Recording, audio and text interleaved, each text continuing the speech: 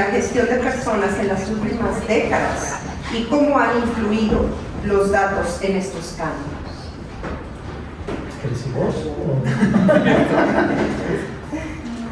En las últimas décadas, no sé si tengo tantas décadas de experiencia, apenas llego casi a las 2, pero lo que veo hoy tiene que ver con, venimos de un modelo muy reactivo de recursos humanos, somos los bomberos de las organizaciones. Y a través de la analítica o a través de los datos podemos pasar a un modelo proactivo de gestión. Los datos descriptivos solamente nos dan información sobre lo que ocurrió en la compañía y la analítica avanzada, que tiene que ver con generar análisis futuros, riesgos, etc., nos pueden dar inteligencia y nos ponen un rol proactivo que tiene que ver con entender lo que le puede pasar a la organización para tomar decisiones antes de que ocurra lo que no queremos que ocurra o que ocurra lo que queremos que ocurra. Y ese es un cambio de mindset que hoy está ocurriendo en las organizaciones, que claramente versus hace 20 años atrás esto era imposible. Pero bueno, ahí no sé, Pues igual que Federico, yo no sé si tengo tanta experiencia como para evaluar varias décadas, pero lo que sí les podría compartir, el gran cambio, si bien tengo como 10 años en recursos humanos, en la área de personas, el cambio que vimos los últimos 3 años, pues yo creo que es más de lo que se vivieron los últimos 3, ¿no? En este tema. En los últimos 3 años, hoy les puedo decir que en nuestra empresa no hacemos nada en temas de personas como se hacía hace 3 años, ¿no? Todo cambió y la base de los grandes inputs de esos grandes cambios fueron a través de datos. No hubiera sido posible hacer tantos cambios en una empresa de 130,000 personas en 40 países si no se lee la organización a través de los datos. Ir a cada lugar, más cuando no podíamos ir, ¿no? Era imposible. Entonces esa experiencia para nosotros y esos grandes cambios fueron, pues, yo nunca había visto algo así jamás en 15 años de trayectoria en recursos humanos. Gracias. Y dentro de su experiencia, ¿qué habilidades deberían de tener los profesionales en capital humano para trabajar eficazmente con datos, con análisis de datos? Pues yo creo que una de las principales habilidades que hoy debe tener cualquier persona en un negocio, independientemente sea el área de personas, hoy estamos hablando de ese tema, pero en el área de personas per se, actualmente es ser data driven, ¿no? Tomar decisiones estratégicas basadas en información. Fabricio lo decía hace rato, hay personas o antes se tomaban como que creo que la gente está muy triste. Hoy, de entrada, ya nos aceptan ese tipo de recomendaciones basadas en ese tipo de input. Y la otra es que todas las decisiones de negocio actualmente están yendo o deberían ir en las organizaciones a tomarse a través de la información, la interpretación de la información y el análisis de esta información. Y esa es una habilidad indispensable, yo creo que a partir de hace 2 o 3 años y para el futuro es básica. Okay.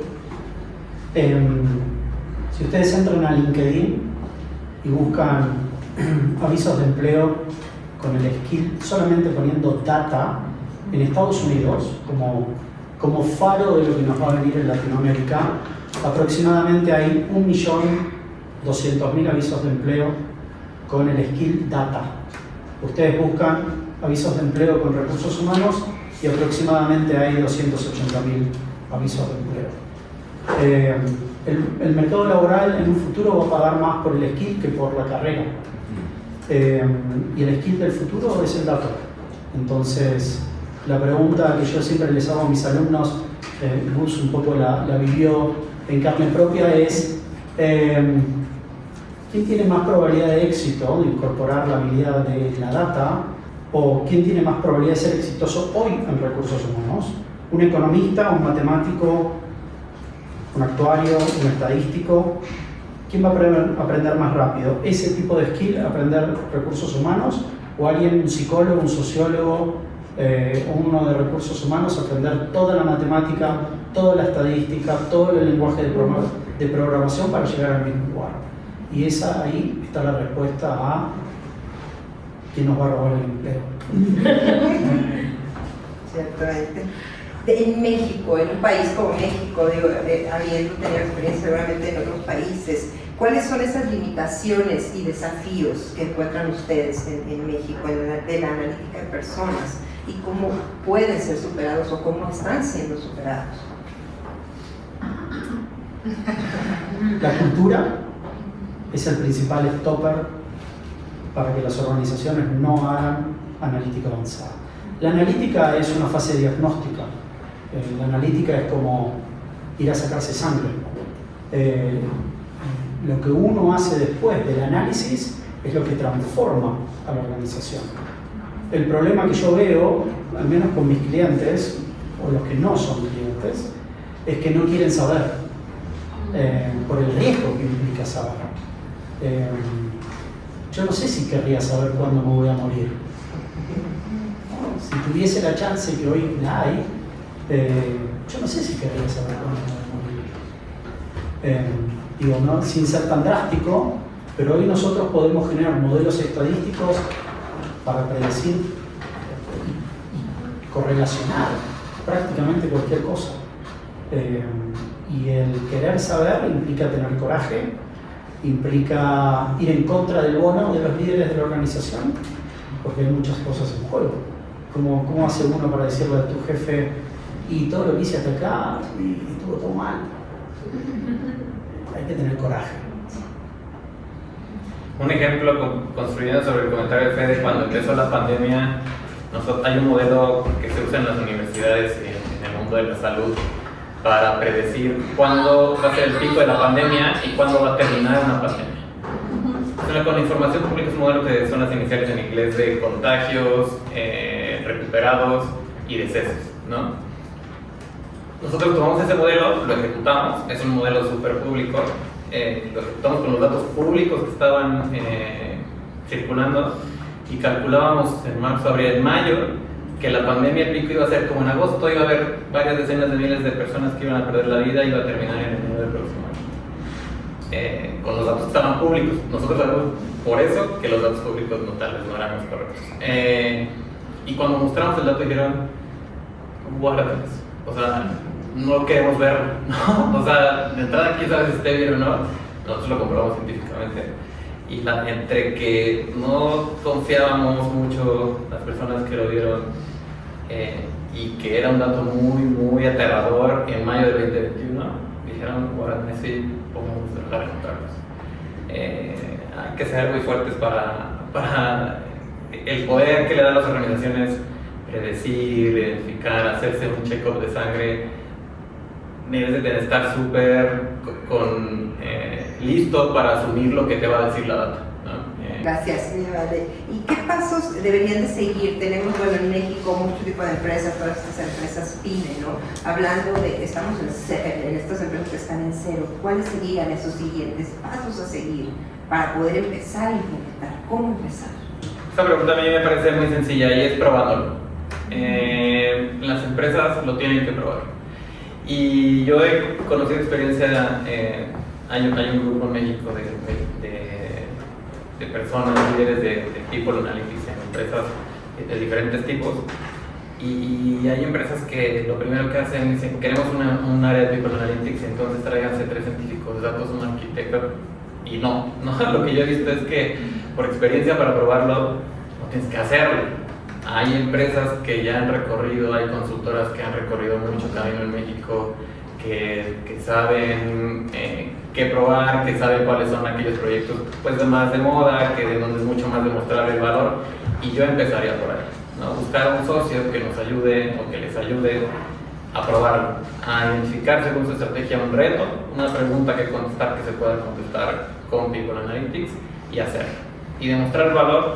Y después empezar a crecer, a evolucionar la función hay muchos tipos de evolución de esta función dependiendo de la organización y hacia dónde quiere llevar el tema, pero yo diría, mi recomendación sería prueben. No hay otra cosa u otra forma de identificar o de percibir el valor que tiene People Analytics en las organizaciones que probamos.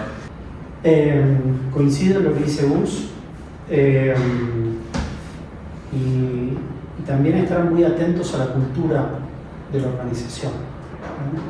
Hay compañías que son por ahí más visionarias y crean el área de People Analytics como un área de negocio, y hay organizaciones que todavía no están tan preparadas y necesitan dar sus primeros pasos bajo un concepto o bajo un mindset más de proyecto. El área de People Analytics es un área en su génesis, es un área de negocio, es un área que transforma a la compañía.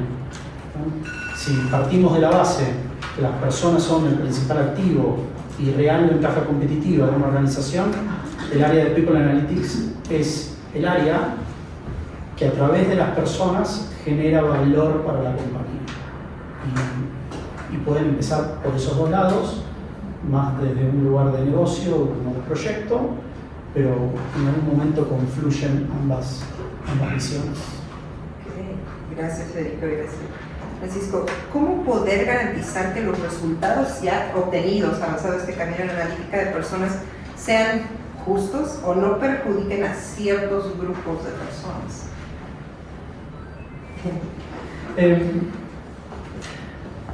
El otro día estuve en una conferencia y también salió un tema de la ética en relación a los datos. Y mi respuesta es la siguiente, es: los datos, al igual que la tecnología, son una herramienta, ¿no? Son un martillo. El martillo sirve para clavar clavos o para matar a una persona. Entonces depende de cómo vos uses los datos, podés generar mucho bien o mucho mal. Si vos los datos los vas a usar como un policía para perseguir personas, y no te va a ir muy bien. Si los datos los usás para el bien común de la organización, vas a generar un enorme valor, y además teniendo en cuenta que los datos no se crean por obra y magia del Señor. Alguien genera los datos. Y si los empleados descubren que los datos van a ser usados en su contra, en ese momento la organización nunca más va a tener datos. Entonces, más vale que usen los datos para el bien de los colaboradores y no para su mal, porque si no, no van a tener nunca datos en su compañía. O van a tener datos que en realidad responden a lo que el empleado sabe que tiene que responder para que no le vaya mal. Entonces vas a tener datos de mala calidad y nunca vas a poder generar valor.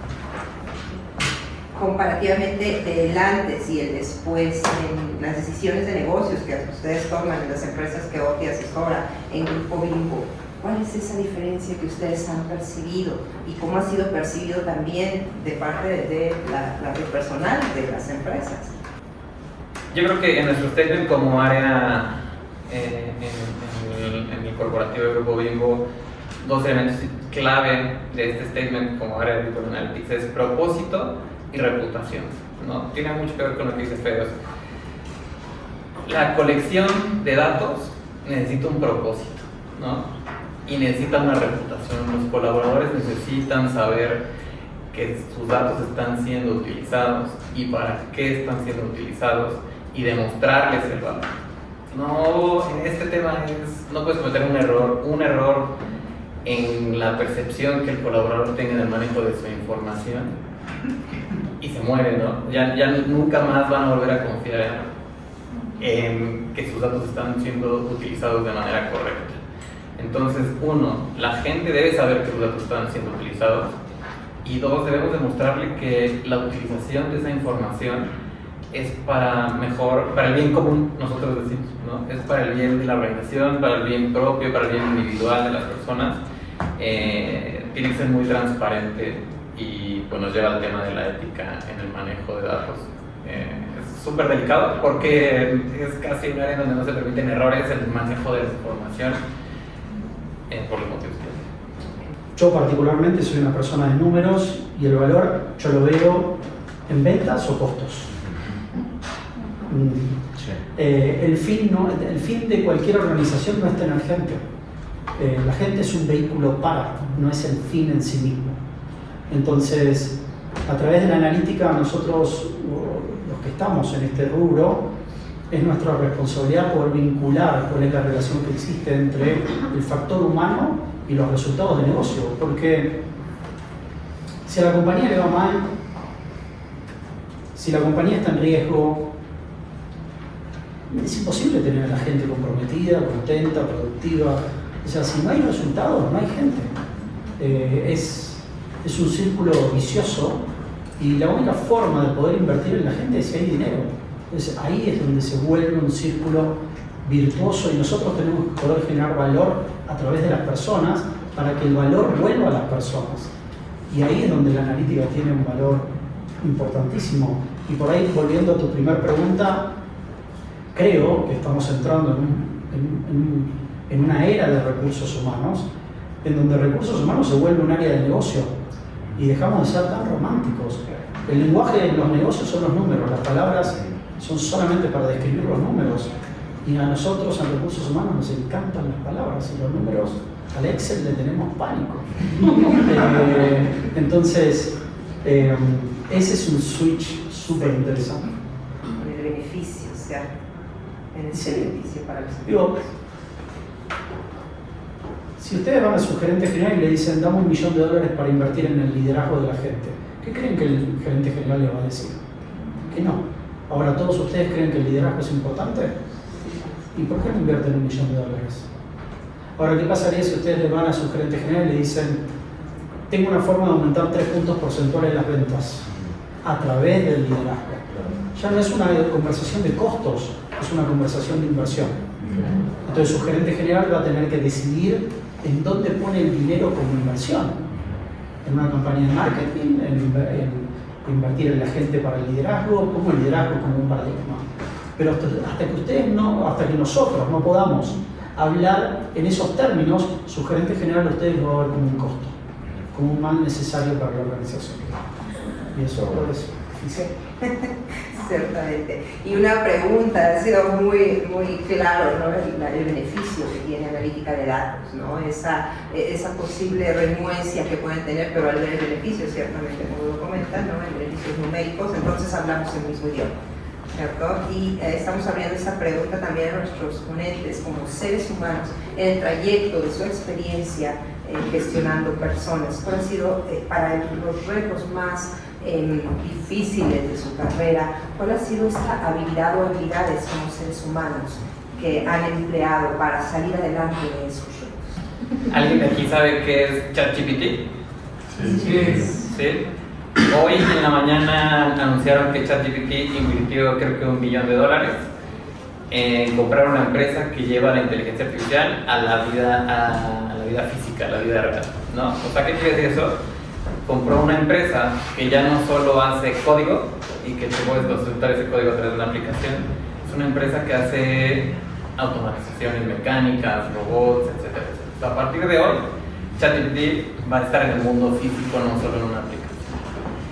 ¿A dónde quiero llevar esto? Es las empresas, y más bien, perdón, el gran reto que tenemos nosotros como personas, y no solo en este tema, yo creo que para todo, es la actualización,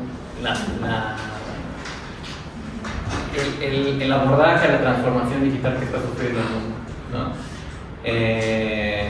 Ese es el principal reto, por lo menos que yo he asumido, pero creo que para todos, que todos tenemos, cómo vamos a convivir las personas los profesionales que están con una ventaja competitiva son aquellos que tienen la habilidad de subirse a estas tecnologías muy rápido. Fede hace rato decía, los científicos de datos es la profesión del futuro, ¿no? Es, digamos, quien tiene ventaja. Hoy nosotros usamos ChatGPT para generar un código en donde un científico de datos solo sabe hacer la pregunta correcta a ChatGPT y ya no necesita hacer el código. O sea, en un año, cualquiera de nosotros que sabe hacer una pregunta muy bien estructurada a ChatGPT nos va a dar un código que puede hacer un análisis de correlación y si lo aplicas a una base de datos actual, te va a dar una tendencia futura, o sea, una predicción, ¿no? Sin necesidad de hacer el código. Lo que les quiero decir es, yo creo que la gran habilidad que todos deberíamos tener y que lo he asumido personalmente como un reto es estar a la vanguardia de lo que está pasando en el mundo. la transformación digital es básica. Cierto. Me acuerdo en la primera generación del diplomado de People Analytics en el TEC que le pregunté a la clase si sus organizaciones tenían una visión humanista de la gestión. Y obviamente todo el mundo levantó la mano. Acto siguiente les pregunté en cuáles de sus organizaciones tenían una rotación alta. Algunos levantaron la mano. Y había casualmente un director de recursos humanos de una compañía de retail, entonces le preguntó cuál era la tasa de rotación en su compañía. Me dijo 140% de rotación. Entonces le dije, ¿y qué tiene de humano tener una compañía que tiene 140% de rotación? No tuvo respuesta. Entonces, la analítica, desde el punto de vista, hay muchas veces que tenemos, y también ahora pasa con la inteligencia artificial, está pasando mucho esto, es que hay un miedo a la inteligencia artificial escondido detrás. Es decir, bueno, o me va a suplantar, o me va a sacar el trabajo, o algo negativo hay detrás de todo eso. Y en realidad, particularmente con la analítica, y también lo podemos ver con la inteligencia artificial, estas tecnologías no vienen a suplantarnos, sino que nos vienen a elevar. Y si lo hacemos bien, la analítica principalmente nos va a hacer más humanos, porque la analítica y la inteligencia artificial va a automatizar muchas de las cosas que nosotros no queremos hacer. Entonces, por lo cual, ahí tenemos un espacio para dedicarle más tiempo a aquellas cosas que nos hacen humanos, como la creatividad, la empatía, el trabajo en equipo, todo lo que tiene que ver con la relación de las personas. Ahí tenemos una oportunidad enorme y la analítica nos permite justamente llegar a ese estadio. Así que no sé si lo pondría en términos de dónde queda el humanismo, sino cómo nos podemos complementar con y no pelear con. Elevar, es una palabra muy cierta. Pues muchísimas gracias de verdad por este insight de People Analytics, gracias a PeopleOpt y gracias de verdad, es un honor. Igualmente, Gustavo, muchas gracias a los dos. Les damos un aplauso.